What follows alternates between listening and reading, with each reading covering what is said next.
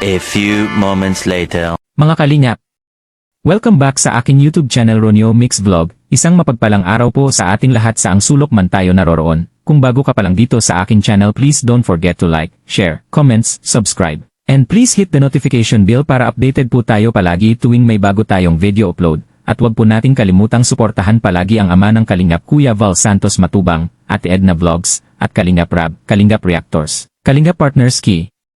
Boys, at suportahan din po natin ang lahat ng mga charity vloggers sa buong Pilipinas na walang sawang tumutulong sa mga kababayan nating mahihirap at nangangailangan ng tulong. Maraming salamat po. May kumakalat na video ngayon. Isang Kalingap Angel na beneficiary ng Team Kalingap. Nakita sa isang bar. May nagvideo. Ibinigay sa isang reactor. At ngayon pinag-uusapan na ng marami. Tanong ko lang, tama ba ang ginawa niya? At tama rin ba ang paraan ng paghawak sa issue? Okay, let's go. Unahin natin yung bata. Bilang beneficiary, tinutulungan ka para makapag-aral. Para mabago ang buhay mo at ng pamilya mo. Hindi mali ang mag-enjoy.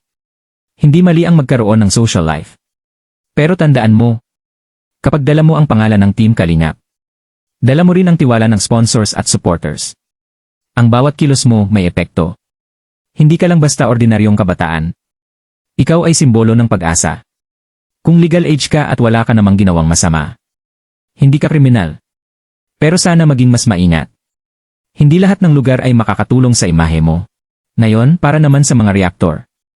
Trabaho natin mag-react.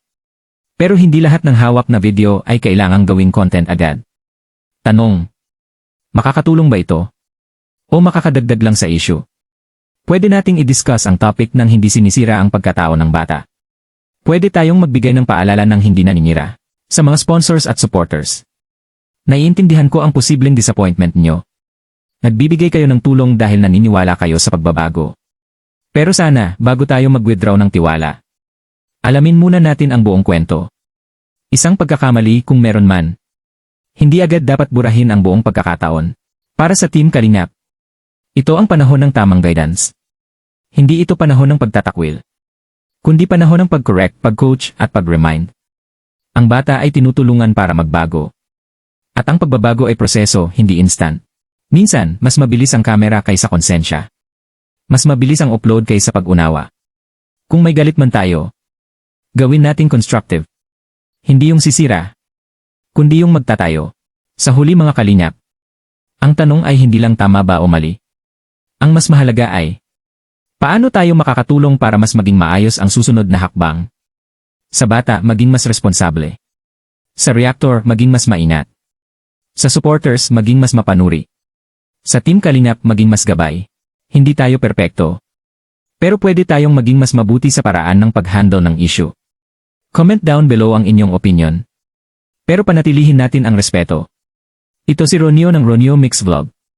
Reaksyon na may konting galit. Pero mas maraming malasakit.